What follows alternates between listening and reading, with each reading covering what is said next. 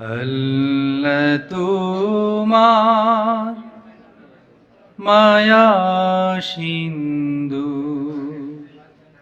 على سيدنا ومولانا محمد وعلى آله وأصحابه وسلم صلى الله على سيدنا ومولانا محمد وعلى آله وأصحابه وسلم صلى الله على سيدنا ومولانا محمد وعلى آله وأصحابه وسلم أستغفر الله إن الله غفور رحيم أستغفر الله إن الله غفور رحيم أستغفر الله ربي من كل ذنب وأتوب إليه ولا حول ولا قوة إلا بالله العلي العظيم একটা বিষয়ভিত্তিক সংক্ষেপ আলোচনা করব দ্বীনের খেদমতে আউলিয়া কেরামের অবদান। এই বিষয়টা অত্যন্ত গুরুত্বপূর্ণ বিষয়। আবার আউলিয়া কেরামের প্রতি আমাদের ভালোবাসা আছে, আমাদের আন্তরিক টান আছে, কিন্তু আউলিয়া কেরামের খেদমত সম্পর্কে অনেক বিষয় সম্পর্কে আমরা অনেকেই হয়তো জানি না। আমি সংক্ষেপে একটু আলোচনা করব। আউলিয়া কেরাম যারা অলি কারা, এর পরিচয় আমরা আগে হয়তো বিভিন্ন বক্তার বক্তব্যে শুনেছি, আমি একজন বক্তাকে বলতেও শুনেছি এখানে। তো আল্লাহ রাব্বুল আলামিন পবিত্র কোরআনে অলিদের সম্পর্কে যা ইরশাদ করেছেন, আলা ইন্না আউলিয়া আল্লাহি লা খাউফুন আলাইহিম ওয়া লা হুম ইয়াহজানুন আল্লাযীনা আমানু ওয়া কানু ইয়াত্তাকুন লাহুমুল বুশরা ফিল হায়াতিদ দুনিয়া ওয়া ফিল আখিরাহ লা তাবদীলা লিকালিমাতিল্লাহ যালিকা হুয়াল ফাওজুল আযীম। এই আয়াতে আল্লাহ রাব্বুল আলামিন আউলিয়া কেরাম যারা, তাদের জন্য একটা সুসংবাদ দিচ্ছেন, ঘোষণা করতেছেন যে যারা আল্লাহর ওলি, জেনে রাখো তাদের কোনো ভয় নেই, তারা কোনো চিন্তিতও হবে না। আল্লাহ রাব্বুল আলামিন এই সুসংবাদ দেওয়ার সাথে সাথে অলি কারা তাদের পরিচয় আয়াতের মধ্যে তুলে ধরেছেন। আল্লাহ রাব্বুল আলামিন পরিচয় দিচ্ছেন, আল্লাযীনা আমানু ওয়া কানু ইয়াত্তাকুন। অলি হলেন তারা যারা ঈমান আনেন এবং তাকওয়া অবলম্বন করেন। এই আয়াতের বিবেচনায় প্রত্যেক মুমিন আল্লাহর ওলি, এই আয়াতের বিবেচনায় প্রত্যেক মুত্তাকি ব্যক্তি আল্লাহর ওলি। ওলিদের জন্য আল্লাহ রাব্বুল আলামিন আরও আয়াতের পরের অংশে ঘোষণা করছেন যে তাদের জন্য আরও সুসংবাদ আছে। আগে আল্লাহ বলেছেন তাদের কোনো ভয় নাই, তারা চিন্তিতও হবে না, পরিচয় দিয়েছেন মধ্যখানে। শেষে আরও ঘোষণা করতেছেন, লাহুমুল বুশরা ফিল হায়াতিদ দুনিয়া ওয়া ফিল আখিরাহ। দুনিয়ার জীবনে তাদের জন্য সুসংবাদ এবং আখিরাতের জীবনেও তাদের জন্য সুসংবাদ। আল্লাহ রাব্বুল আলামিন একথা বলে শেষ করেন নাই, আরও বলতেছেন লা তাবদীলা লিকালিমাতিল্লাহ, যে আল্লাহ তাআলার কথার কোনো পরিবর্তন হয় না। যালিকা হুয়াল ফাওজুল আযীম, আর এটা হলো মহান সফলতা। আল্লাহ রাব্বুল আলামিন এই আয়াতে আউলিয়া কেরামের পরিচয় দিয়েছেন, তাদের মর্যাদা বর্ণনা করেছেন, তাদের সম্পর্কে সুসংবাদ দিয়েছেন। আবার সাথে সাথে ঘোষণা করছেন আল্লাহর যে কথা, আল্লাহর যে ঘোষণা, সেই ঘোষণার কোনো পরিবর্তন হয় না। সুতরাং যারা আল্লাহর ওলি, তারা আল্লাহর পক্ষ থেকে দুনিয়া এবং আখিরাতে সুসংবাদ প্রাপ্ত, এবং দুনিয়া তাদের কোনো চিন্তারও কারণ নেই, তাদের কোনো ভয়েরও কারণ নেই। অলির পরিচয় আমরা হাদিস শরীফে পাই। এই হাদিসটা আমরা বারবার শুনি, বিভিন্ন বক্তার বক্তব্যে শুনি। প্রয়োজনে আপনার রেফারেন্স লিখে রাখতে পারেন, পূর্ণ হাদিস লিখে রাখতে পারেন। অলির পরিচয়, অলি কারা, আমরা প্রায় বক্তব্য শুনি বা বলে থাকি, আল্লাযীনা ইযা রাউ যুকিরাল্লাহ, যাদেরকে দেখলে আল্লাহর কথা স্মরণ হয় তারা হলেন অলি। এই হাদিসটা হযরত আব্দুল্লাহ ইবনে আব্বাস রাদিয়াল্লাহু তাআলা থেকে বর্ণিত। আব্দুল্লাহ ইবনে আব্বাস রাদিয়াল্লাহু তাআলা আনহু আন ইবনে আব্বাস রাদিয়াল্লাহু তাআলা আন নবী সাল্লাল্লাহু আলাইহি সাল্লাম সুইলা وقال ইব্রাহিম সুইলা রাসূলুল্লাহ সাল্লাল্লাহু আলাইহি সাল্লাম মান আউলিয়াউল্লাহ। মূল হাদিসের মূল ইবারত হলো সুইলা রাসূলুল্লাহ সাল্লাল্লাহু আলাইহি সাল্লাম, সুইলা রাসূলুল্লাহ সাল্লাল্লাহু আলাইহি সাল্লাম। যদি কেউ মূল ইবারত লিখে রাখতে চান, মূল হাদিসের মূল মতনটা হলো সুইলা রাসূলুল্লাহ সাল্লাল্লাহু আলাইহি সাল্লাম মান আউলিয়াউল্লাহ। রাসূল পাক সাল্লাল্লাহু আলাইহি সাল্লামকে জিজ্ঞাসা করা হলো আল্লাহর অলি কারা। কালা, জবাবে রাসূল পাক সাল্লাল্লাহু আলাইহি সাল্লাম ইরশাদ করলেন, আল্লাযীনা ইযা রুউ যুকিরাল্লাহ,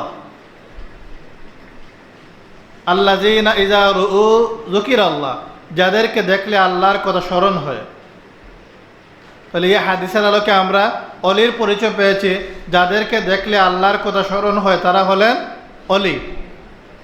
এই হাদিসের মূল মতন আমরা পেয়েছি, সুইলা রাসূলুল্লাহ সাল্লাল্লাহু আলাইহি ওয়াসাল্লাম মান আউলিয়াউল্লাহ ক্বালা আল্লাযীনা ইযা রুউ যুকিরাল্লাহ।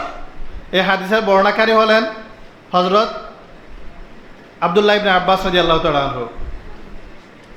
এই হাদিস ইমাম বাজ্জার রাহমাতুল্লাহি আলাইহি তদীয় মুসনাদের মধ্যে উল্লেখ করেছেন, মুসনাদে বাজ্জারের মধ্যে এই হাদিস আছে। ইমাম জালালউদ্দিন সয়ুতি রহমতুল্লাহি আলাইহি তার জামে সগীর গ্রন্থের মধ্যে এই হাদিস বর্ণনা করেছেন।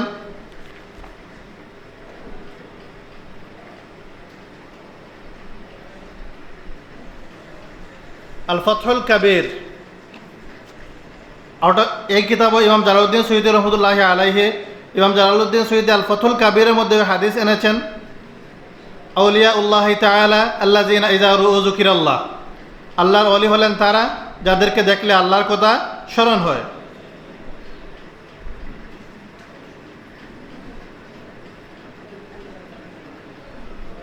মুসান্নাফে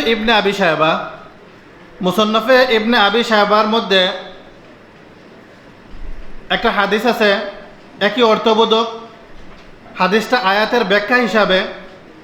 এই হাদিসের বর্ণনাকারী হলেন আবু দুহা আলা ইবনে আনিল আলা ইবনে মুসাইয়িব আন আবি দুহা ফি কওলিহি আলা ইন্না আউলিয়া আল্লাহি লা খাউফুন আলাইহিম ওয়ালা হুম ইয়াহজানুন ক্বালা হুমুল লাযীনা ইযা রুউ যুকিরাল্লাহ। যে আবু দুহা আলা ইন্না আউলিয়া আল্লাহি লা খাউফুন আলাইহিম ওয়ালা হুম ইয়াহজানুন, এই আয়াতের ব্যাখ্যা বলেছেন যে যাদের কোনো ভয় নেই, যাদের কোনো চিন্তা নেই, তারা হলেন এমন লোক যাদেরকে দেখলে আল্লাহর কথা স্মরণ হয়। এখানে আমরা আয়াতের মাধ্যমে আল্লাহর অলি কারা তাদের পরিচয় পেলাম, যারা ইমান আনেন এবং তাকওয়া অবলম্বন করেন। তাহলে একজন অলির মূল পরিচয় হলো তিনি মুত্তাকি, তিনি আল্লাহকে ভয় করেন, আল্লাহর আদেশ নিষেধ মেনে চলেন, আল্লাহর বিধিবিধানের অনুসরণ করেন, তিনি হলেন অলি। আর হাদিসের আলোকে আমরা পেলাম যাকে দেখলে আল্লাহর কথা স্মরণ হয় তিনি হলেন অলি। অলি যারা আল্লাহর অলি, তাদেরকে আমরা অলি হিসাবে কিভাবে চিনব? যেমন গতদিন শাহান সাহেব একটি আলোচনায় বলেছেন যে একজন প্রশ্ন করেছে, কারা অলি তো আমরা জানি না, কারা অলি আমরা তো জানি না, কিভাবে চিনব উনি আল্লাহর অলি? বললেই কি হলো? হ্যাঁ, বললেই হয়। মুমিন যা সাক্ষ্য দেয় সেটাই আল্লাহ রাব্বুল আলামিন গ্রহণ করেন। আর এটা কিন্তু পবিত্র কোরআন শরীফও আছে। শাহান সাহেব আয়াতের কথা উল্লেখ করেছেন, আল্লাযীনা আমানু ওয়া আমিলুস সালিহাতি সায়াজআলু লাহুমুর রাহমানু ওয়াদ্দা, সায়াজআলু লাহুমুর রাহমানু ওয়াদ্দা, যে আল্লাহ তাআলা তাদের জন্য মানুষের মনে ভালোবাসা সৃষ্টি করে দেন। যারা আল্লাহর ওলি, আল্লাহর প্রিয়জন, তাদের জন্য আল্লাহ তাআলা মানুষের অন্তরে ভালোবাসা সৃষ্টি করে দেন। এই আয়াতের তাফসিরে সায়াজআলু লাহুমুর রাহমানু ওয়াদ্দা, ইমাম শাওকানি ফথুল কাদির তাফসির গ্রন্থের মধ্যে সায়াজআলু লাহুমুর রাহমানু ওয়াদ্দার তাফসিরে বলেছেন, আয় হুব্বান ফি কুলুবি ইবাদিহি, যে আল্লাহ তাআলা সায়াজআলু লাহুমুর রাহমানু ওয়াদ্দা, আল্লাহ রহমান রাহিম আল্লাহ তাআলা তাদের জন্য ভালোবাসা সৃষ্টি করে দেন, অর্থাৎ মানুষের অন্তরে তাদের প্রতি ভালোবাসা সৃষ্টি করে দেন। সুতরাং যারা কারা অলি, আমরা এটার সহজ পরিচয় পাবো, যাদেরকে মানুষ অলি হিসাবে ভালোবাসে তারাই আল্লাহর অলি। আউলিয়া কেরামের আলোচনা যদি আমরা করি, অন্য আউলিয়া কেরামের যদি আমরা আলোচনা করি, দীর্ঘ আলোচনা এদিকে আমরা করতে পারবো, আমি সেদিকে যাচ্ছি না। আউলিয়া কেরাম এর দিনী খেদমত, আউলিয়া কেরামের খেদমত, তাদের খেদমত কি? আমরা যদি আউলিয়া কেরাম রাদিয়াল্লাহু তাআলা আনহুর জীবন দেখি, তাহলে আমরা তাদের জীবনের মধ্যে অনেক ধরনের খেদমত পাই এবং তাদের মূল খেদমতটা হলো এলায়ে কালিমাতিল্লাহ বা এশাআতের দিন, দিনের প্রচার প্রসার, আল্লাহর কালেমাকে বুলন্দ করা, তালিমে দিন, দিনই শিক্ষা দেওয়া, আল্লাহর রাসূলের ভালোবাসা মানুষের মধ্যে তুলে ধরা, রাসূলের পরিচয়, দিনের পরিচয়, আহলে সুন্নাত ওয়াল জামাতের আকীদা এগুলো মানুষের মধ্যে তুলে ধরা, একামতে দিন বা দিনের জন্য দিন প্রতিষ্ঠার ক্ষেত্রে প্রয়োজনীয় জিহাদ, তাজদিদ বা সংস্কার, এরকম বিভিন্ন দায়িত্ব। এমন কোনো ওলি আল্লাহ নেই যিনি আল্লাহর বাণী প্রচারের দায়িত্বে নিয়োজিত হননি। আউলিয়া কেরাম যারা আছেন প্রত্যেকে সাধারণভাবে কিছু দায়িত্ব পালন করেছেন, প্রত্যেকেই করেছেন। যেমন আল্লাহর দিনের প্রচার, দিনই শিক্ষা প্রদান, মানুষের আত্মাকে পরিশুদ্ধ করা, এই দায়িত্ব সব অলি, তিনি যে স্তরের হন, সব অলি আল্লাহ আদায় করেছেন। একামতে দিন বা জিহাদ, দিন প্রতিষ্ঠা, এক্ষেত্রে আবার সবার ভূমিকা সমান নয়। তাজদিদ বা সংস্কার, এক্ষেত্রেও আবার সবার ভূমিকা সমান নয়। আল্লাহ রাব্বুল আলামিন সবাইকে একামতের দিনের জন্য সৃষ্টি করেননি, সবাইকে তাজদিদের জন্য সৃষ্টি করেননি। আল্লাহ রাব্বুল আলামিন মানুষকে সৃষ্টি করেছেন, প্রত্যেক মানুষকে আল্লাহ রাব্বুল আলামিন এক একটা কাজের জন্য নির্দিষ্ট করেছেন। যাকে যে কাজের জন্য নির্দিষ্ট করেছেন তার মাধ্যমে সে কাজই সম্পাদিত হবে। সুতরাং আল্লাহ যাকে তাজদিদের জন্য নির্দিষ্ট করেছেন তার দ্বারা তাজদিদের দায়িত্ব আঞ্জাম দেওয়া হবে।